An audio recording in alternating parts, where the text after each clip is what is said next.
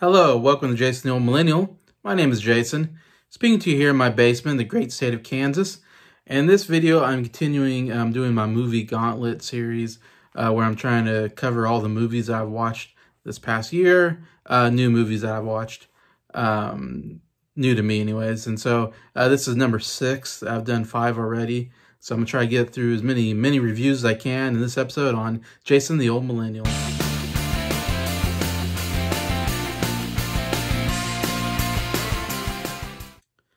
Hello, everybody. Hope everybody's doing well here on Tuesday evening now. And I'm going to get to some reviews of some movies. I haven't done this a little while, but I still got a lot of movies to get through. And these are movies that I've watched this whole past year. I do movie reviews on my Letterboxd app. I think Jason Berger, if you ever want to look me up on Letterboxd.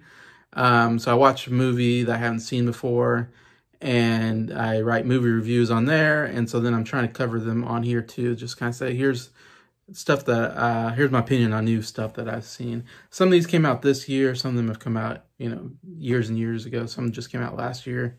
So I'll get through these. Kind of starting with some of the ones I've just seen recently. First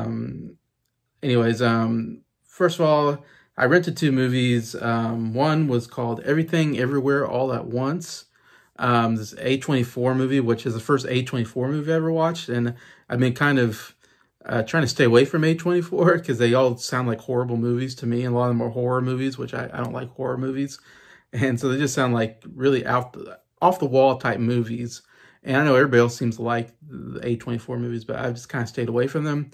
But I think my friend Jacob Martin, I think he said this is one of his favorite movies of the year. So I was like, okay, I'll see it since Jacob Martin kind of recommended it. And it seems like a lot of people enjoy this movie. And it is just the wackiest, craziest movie I've tried to watch, or I have watched. And it was not an easy movie to watch. If you've ever seen the trailer, just watch the trailer. And I watched the trailer and I was like, okay, this isn't a movie for me. This is just too weird. And I was right. When I watched the movie, I was like, it's just too weird of a movie for me. I don't quite get why people like it so much. It just doesn't make a whole lot of sense what's going on. It's a very confusing plot line of this Michelle Yeoh's character who, and it's all about these different multiverses. And I can't explain the plot. It's too confusing. It's too difficult to even think about. But anyways, yeah, it was really weird and bizarre at times. And there's some, really bizarre, unsettling scenes, in fact, I would say, in the movie. But yeah, it was hard to follow the plot for me overall. And it was just a little weird. I keep saying weird. I can't think of another good word to say in there. But yeah, I just was not getting it at all during the whole movie and was kind of bored with it, even though it was real crazy at times, off the wall, kind of shocking moments. But, and even some comedic moments in there, but it was still kind of like, okay, they're really going out there on this one. So I couldn't get into this one. So to me, it was a 1 out of 5 stars. It's a strong non-recommend. Another movie I really did not like that I rented recently in Redbox was The Northman, which it was like a movie I remember kind of coming out earlier this year. And it kind of came and went in theaters, and I never had any aspirations to watch it. Nothing about the trailer made me look interesting to me, like I wanted to see it. But there was another guy on YouTube named Nathan, the unbiased movie nerd, who said this was his favorite movie of the year. So I was like, okay, maybe it's worth a watch to see if it's any good. Didn't really know much about it, except it's like kind of an action movie with a Viking kind of feel to it, I guess. Anyway, so I rented it. Northman. Absolutely hated this movie. It's the worst movie of the year for me. It's an action movie. It's very violent, and I don't mind violence so much. I watch violent movies from time to time, but it was a very unsettling violence in there. There was a couple scenes that I just had a hard time watching, and I even had to like turn it off and walk away for a little bit before I had to go back to it and try to finish it. I don't know. It was very bizarre too. And this director, I think he kind of does bizarre movies and just horror movies and stuff like that. And I don't know, from the very beginning, I was like, oh, this is, I don't know, terrible. And then as it kept going, I was like, man, I do not like these scenes that I'm watching. It was too unsettling for me and left me in a bad mood afterwards. So for me, Northman, I thought was just a horrible, horrible movie. I'd give it a half star. I'd give it almost 0 stars if I could. It's one of the worst I've ever tried to watch, just because of the subject matter for me. But yeah, so those are two I just rented. I recently watched a movie called Ghosts of Girlfriends Past on HBO Max. And this is a Matthew McConaughey, Jennifer Garner romantic comedy, which I don't usually watch a lot of romantic comedies. Every once in a while I watch one if I'm in the mood for something, hopefully a little comedic, something light, not too heavy. And so this is on HBO Max. I was like, okay, I'll check it out. I've heard pretty good things about it. In fact, I feel like people said, oh, Matthew McConaughey, he's kind of was known for just doing romantic comedies, and it was almost kind of a detriment to his career, I think.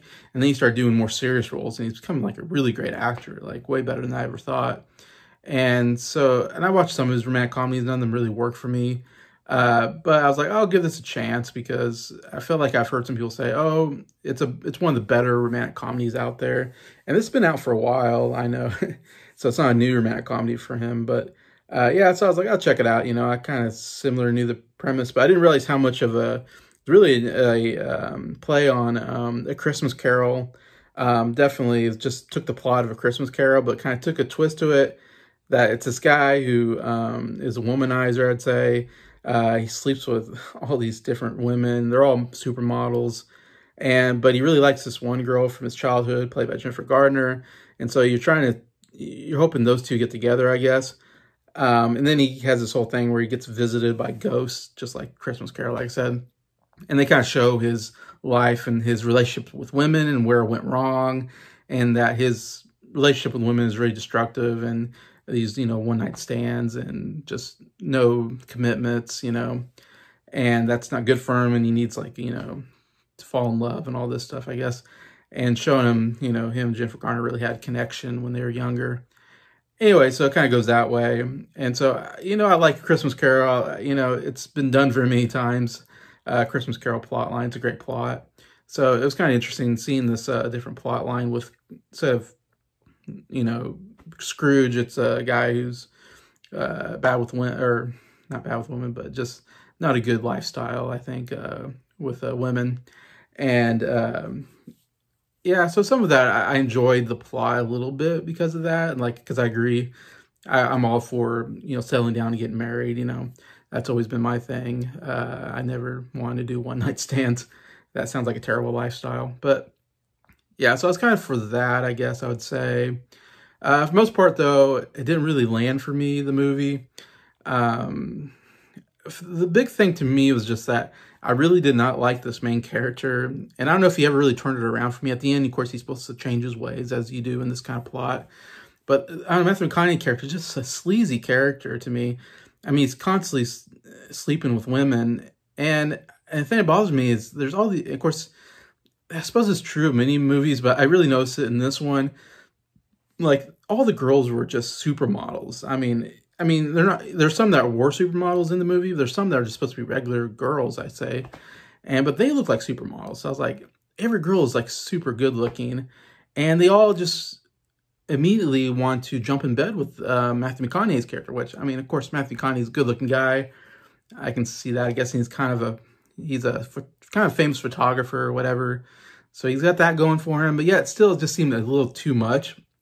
The whole, every girl just wants to sleep with him right away. And they do everything they can to try to sleep with him. And it's just like, okay, that's a little much. I mean, I don't think girls are like that. There's maybe some girls like that, but I think a lot of girls don't just jump into bed right away like that, especially with the guy they know is very sleazy and just sleeps around. I may be wrong. Maybe I'm totally wrong about that, but I just, in the world I live in, I was like, that does not look good for women. I don't think women really act that way. And I don't think they should act that way, Anyway, so it's just a really bad take on the way women act, I think, and the whole dating lifestyle. And I guess it's just very no morality at all in this movie, I guess. And I like a little morality in there. Maybe, I know they can't be totally moral, but a little, dignity and respect for yourself, I guess, in my opinion. So I don't know, the overall feel for the movie is just a little too sleazy for me. A little too risque at moments, a little creepy at times, a little cringy, I would say. That's the word I always think of. A lot of dialogue. I think dialogue was pretty bad in the movie, and there's some lines I was like, oh, that's a cringy bad line that I did not enjoy. So overall, I'd give it 2.5 stars because I do like Matthew McConaughey, and Jennifer Garner is very good in it. Very likable. And, you know, it wasn't quite funny enough. Like, I think Emma Stone maybe had definitely the most comedic character in there. I like Emma Stone in it. She plays one of the girlfriends, ghosts, whatever. And she's definitely, I love Emma Stone. She's so good with comedy. And so, yeah, her parts were kind of funny, but for the most part, the comedy didn't really land really well for me, I would say. And it did have a good ending to it. I did enjoy kind of the happy, romantic ending to it, I guess, in a sense. So I'm giving a little credit, but for the most part, I was enjoying this movie. So I gave 2.5 stars, which is a light not recommend. It's not the most horrible movie, but I still wouldn't recommend it to people.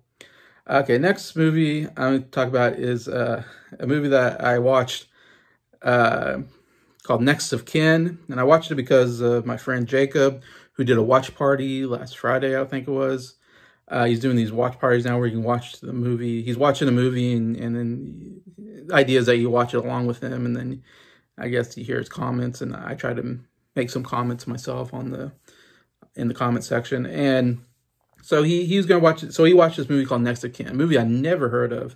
Came out in like late 80s, 89 or something like that, if I remember right. And it was a Patrick Swayze kind of led movie, who maybe was big at the time because of Roadhouse and Dirty Dancing. I don't know. I was never a big Patrick Swayze guy, so I didn't care that much for him being the lead.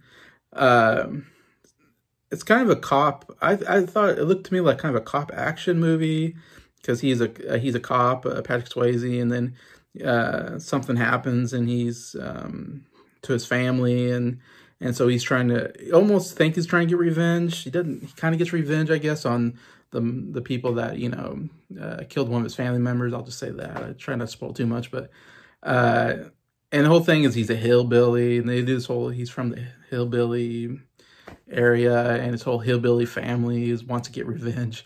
And he has an older brother, and played by Liam Neeson, which was really funny because Liam Neeson before he became really big, I would say, before like Schindler's List and everything. And so you got Liam Neeson doing a hillbilly accent, and of course he's an Irish actor, and you know he does his best, but it was just a little funny. I said afterwards to Jacob, like, I've never seen an Irish hillbilly. It was just kind of funny seeing Liam Neeson do the hillbilly part. I still like Liam Neeson quite a bit. It had some interesting actors in there. Helen Hunt was in there before she got real big, and Bill Paxton was in there, kind of small part, and then Ben Stiller. It was a really weird seeing Ben Stiller because he was not very comedic at all in the movie, and this was way before he became anything. So it was kind of weird seeing him in there in a kind of nothing role. It felt like, or he didn't do much. And overall, it was a really boring movie, I would say. I couldn't really get into it. Not enough action. I thought I would say it was an action movie, but just not enough action. I needed better action in it. At the end, they have a big action sequence at a cemetery, which was like, okay, better than nothing. But yeah, it just was kind of a nothing movie to me for the most part. I mean, I'll be nice and give it 2.5 stars, give it a light non-recommend.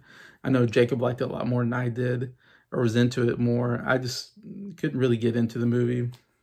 But yeah, it's called Next of Kin. Okay, next movie we talk about, movie I caught on YouTube. YouTube has a lot of free movies on there, and so sometimes I look on there and see if there's anything I'm interested in watching. So I watched there's two movies I'm going to talk about that I watched on YouTube recently. One is called Ed Wood, which is a Tim Burton film starring Johnny Depp, and Bill Murray has a part in it, and Sarah Jessica Parker is in it a little bit, and that's a pretty Martin Landau has a big part in it. And if you know Ed Wood, it's a kind of a biopic almost, not quite, but a little bit about Ed Wood, real person. He was a movie director. I don't know, it's back in the 50s or something, 60s, 50s, 60s. And he's considered the worst director that's ever. I mean, he directed these really terrible, terrible sci-fi B movies. You would call them horror sci-fi B movies. He's famous because he made a movie that's considered one of the worst movies ever made, which is Plan 9 from Outer Space. That's kind of the one he's known for. But he's made all kinds of terrible movies. Anyways, and so it's kind of a weird doing a movie about a guy who's a terrible director and makes terrible movies. but it's Tim Burton. Tim Burton likes kind of weird material like that, I guess. And one of the things is, of course, about the character in real life, because I read up on the real life Ed Wood, is that he liked to wear women's clothing, but he was heterosexual. He was told he had girlfriends and everything, but for whatever reason, he liked wearing women's clothing, which was obviously looked down upon in 1950s, whatever, 1960s era, So definitely, in that sense, a strange kind of character in that sense. But, and Johnny Depp plays Ed Wood, the main character. And Johnny Depp does a pretty good job here. It's actually one of his more normal characters. He always plays, these really weird characters with lots of makeup. And he's playing it, very 1940s, 1950s style. He's always smiling like this, and he always talks like this. And I don't know, it was an interesting performance. I mean, fairly comedic, and I thought Johnny Depp actually did a pretty good job. At first, I was kind of like, I don't know about this, but towards the end, I kind of warmed up to the character. It was kind of a comedic performance there by Johnny Depp. But Martin Landau really steals the whole movie. He plays Bela Lugosi, of course, real actor who played Dracula back in like the late 20s, early 30s.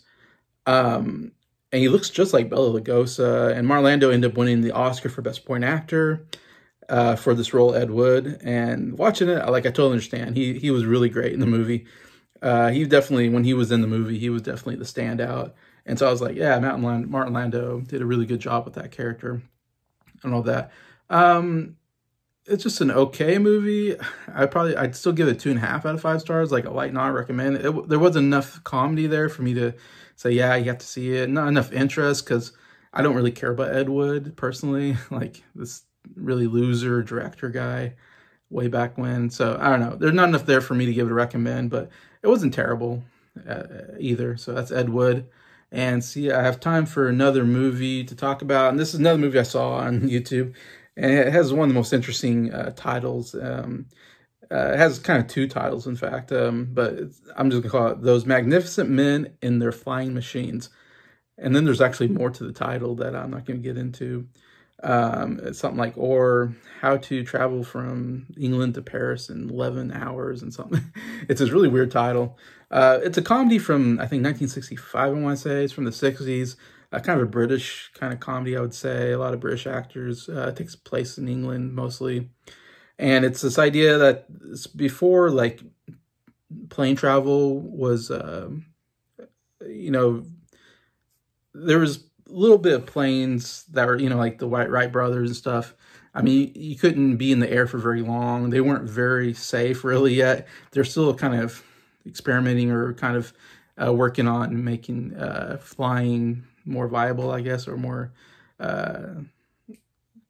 something you can trust. Anyway, so the whole movie is basically this English lord guy, rich guy, puts on a contest, see who can fly their plane, kind of a race, flying their planes, I think from England to like Paris or something like that, or from Paris to England, something like that. I think there's some kind of distance there they have to travel.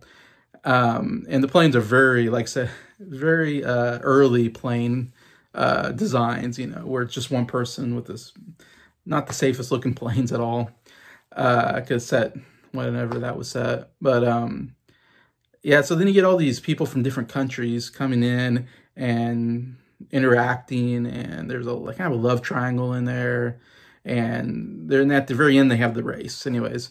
And so overall, I would say it wasn't like a terrible, it seemed a little long. I think it was over 2 hours long, and I felt a little bit long for a comedy. To me, it seems like a lot happens. And it wasn't real funny. It was kind of like, haha, every once in a while, but wasn't like belly laughs, I would say. There's a couple gags that I kind of enjoyed. I was like, that was a decent gag. Like, but for the most part, like, it wasn't good enough to really keep my interest throughout, I would say. Thing I liked maybe the most is just, I like the idea of all these people from different countries. So you get all these internationals and they're very proud of their country. And so then they kind of squabble with each other, of course, because they're very, nationality to their country. And like, it seemed like it was the French and the German, or no, it was the German and somebody kept pranking the Germans, that was kind of funny throughout. And then there's a French guy, and he keeps he keeps finding a girl that looks like these other girls, and he's romancing them, and so it plays into the French there. It's kind of funny. And then there's this rivalry between this American who's very, cowboyish, kind of rivaled against this other English, more posh, more gentlemanly like, which is pretty good. So I like some of that stuff. And then I also like the last scene when they're doing the race. That was actually kind of a fun, enjoyable scene, watching the different people and seeing what happens. Some, of course, crash the planes, and some make it. And it was interesting to see who was going to win, and how that all got in the end. I kind of enjoyed quite a bit. Overall, again, I'm giving another 2.5 out of 5 stars. Like, a light not recommend. I say it wasn't a terrible movie, but it wasn't enough there for me to say, yeah, you need to watch this movie, in my opinion. I kind of wanted to be better because I enjoy this British comedy type humor. I wish I could have gotten more in the movie. But yeah, so that's Those Magnificent Men and Their Flying Machines. Anyway, so I guess I'll stop there on this movie gauntlet. So just tell me if anybody tell me if they've seen any of these movies, what they think. I'd really love to read the comments. Just thank you to everybody watching this video. Thank you for everybody that liked it. And thank you to all my subscribers for supporting the channel. I really appreciate you, and I hope you have a good day.